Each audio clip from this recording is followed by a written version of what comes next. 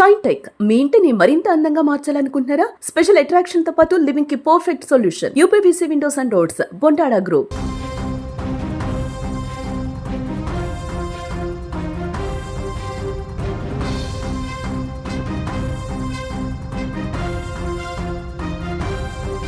ఒకప్పుడు నానమ్మ అంటే కథలు చెప్పే చల్లని నీడ, మనవడంటే ముసలితనంలో ఆసరాగా నిలిచే ఊతకర్ర.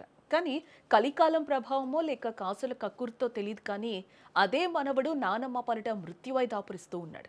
తాగిన మత్తులో కన్న ప్రేమను మర్చిపోయాడు. పైసా కోసం ప్రాణం తీసి ఏం తెలియనట్టు శవం దగ్గర ముసలి కన్నీరు కార్చాడు.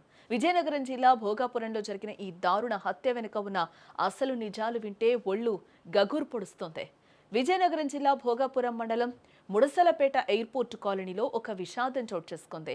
70 ఏళ్ల వృద్ధురాలు ముడసల అప్పయ్యమ్మ దారుణ హత్యకు గురయ్యారు. ఆమె ఒంటిపై ఉండాల్సిన బంగారు నగలు మాయం కావడంతో అందరూ ఇది దొంగల పని అని భావించారు. కానీ పోలీసులు సీన్లోకి ఎంటర్ అయ్యాక కథ మొత్తం అడ్డం తిరిగింది.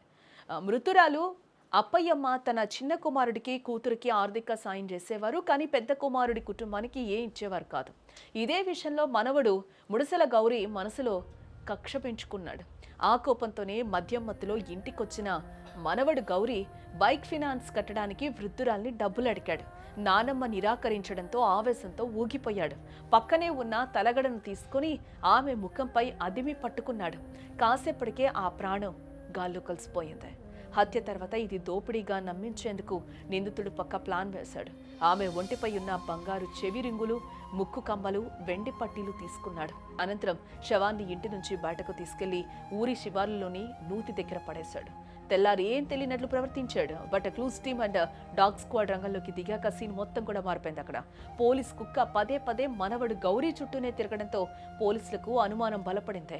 ఈ క్రమంలోనే పోలీసులు మనవడు గౌరీని గమనిస్తూ ఉండగా దొంగలించిన బంగారాన్ని అమ్మేందుకు ప్రయత్నిస్తూ ఉండగా పోలీసులు అదుపులోకి తీసుకోవడం జరిగింది. అతడి దగ్గర నుంచి 18 గ్రాముల బంగారం, 106 గ్రాముల వెండిని స్వాధీనం చేసుకున్నారు పోలీసులు.